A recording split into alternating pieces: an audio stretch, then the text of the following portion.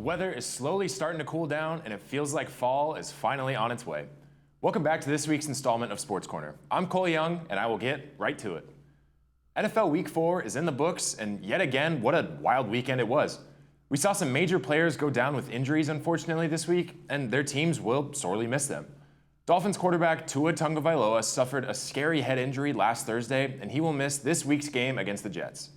Broncos star running back Javonte Williams will miss the rest of the season with a torn ACL. The New England Patriots are down to their third-string quarterback, rookie Bailey Zappi, after losing Mac Jones and Brian Hoyer to injuries. A very similar situation happened to the New York Giants, with both Daniel Jones and Tyrod Taylor leaving the game with injuries.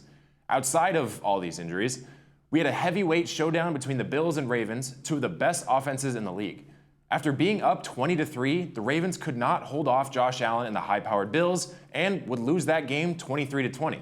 On top of that, the 49ers proved how dominant they are after taking down the Rams on Monday night.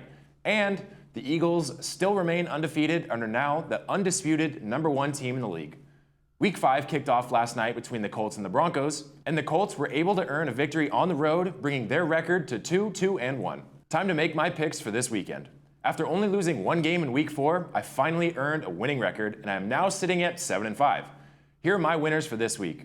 The Buffalo Bills over the Pittsburgh Steelers, 49ers to beat Carolina, the Vikings to take down the Bears at home, and the Tennessee Titans over Washington. Let's see if I can continue the winning streak this week, or maybe even go undefeated. Over on the Diamond, I've been saying for weeks that the playoffs are on the horizon, and the chaos kicks off today with the first round of wildcard games. I mentioned last week that the Dodgers had clinched their spot in the playoffs a very long time ago, as well as earned a first-round bye. If you remember, months and months ago, I predicted that 2 of the 3 Southern California teams would make the playoffs this season, and as of this week, I was right. The San Diego Padres have clinched their spot as a wild card in the playoffs. Here's a look at the 12 teams that will enter the playoffs this year. All 12 spots are filled, and take a look at who will be playing this weekend. The Padres will start their 3-game wildcard series against the New York Mets today. October is always an incredible time for sports, and playoff baseball is always electric, so I am ecstatic to see how it all unfolds this year. While baseball comes to an end, hockey is just beginning. The NHL season is finally here, and the first games start today. As part of the NHL Global Series, the Sharks and Predators will face off today and tomorrow in Prague. We have to wait a few extra days to see our local teams on the ice, when the Kings will host the Golden Knights in LA on Tuesday night, and then the Seattle Kraken will travel to Anaheim to play the Ducks on Wednesday. Now, for one of the weirder sports stories I have ever heard. There's a large cheating scandal going on in the world of professional fishing. The Lake Erie Walleye Trail Fishing Competition takes place from March to October, a 7-event series where up to 80 teams compete for tens of thousands of dollars in prizes. The main goal is simple: catch the biggest fish in Lake Erie.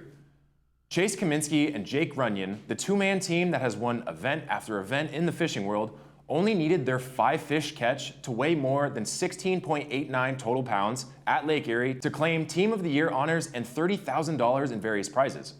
According to Jason Fisher, who is the director of the Lake Erie Walleye Trail Tournament Series, a normal haul will weigh somewhere in the mid-teens to mid-20 pounds range. Kaminsky and Runyon's haul weighed in at 33 pounds.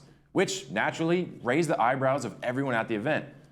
Fisher, who quite possibly has the perfect job considering his last name, used a knife to cut open the 5 fish that were caught.